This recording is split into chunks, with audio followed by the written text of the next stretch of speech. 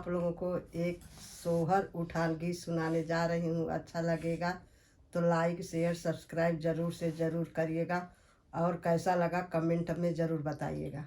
रतिया में देखली सपनवा हो लाल खेल आंगनवा। रतिया में देखली सपनवा हो लाल खेल आंगनवा। खेल आंगनवा मोरे खेल आंगनवा। खेल आंगनवा मोरे खेल आंगनवा। रतिया में देखली सपनवा हो लाल खेल आंगनवा।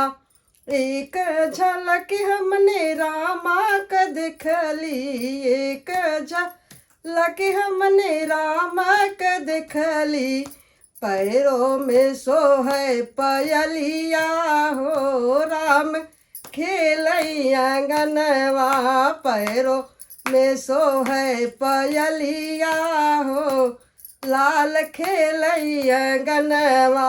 रतिया में देखली सपनवा हो लाल खेल आंगनवा।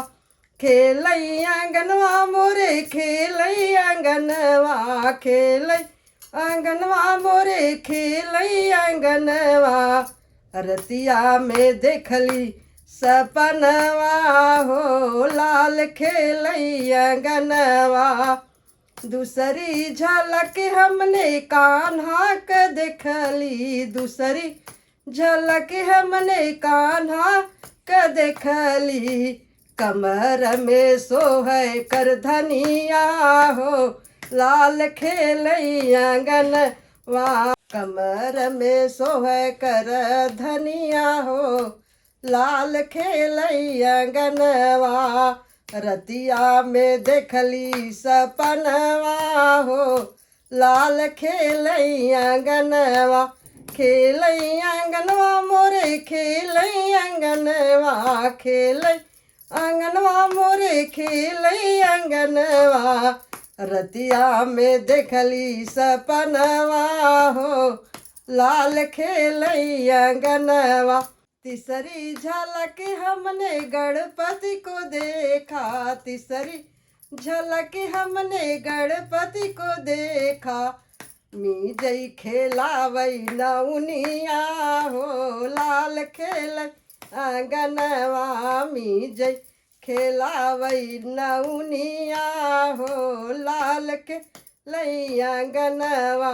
रतिया में देखली सपनवा हो लाल खेल आंगनवा।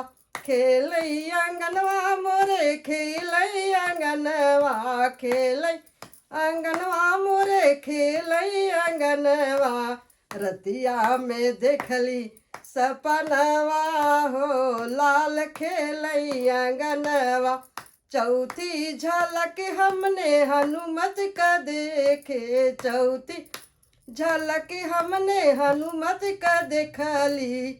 झुर झुर बहई पुरवैया हो लाल खेल आंगनवा। झुर झुर बहई पुरवैया हो लाल खेल आंगनवा।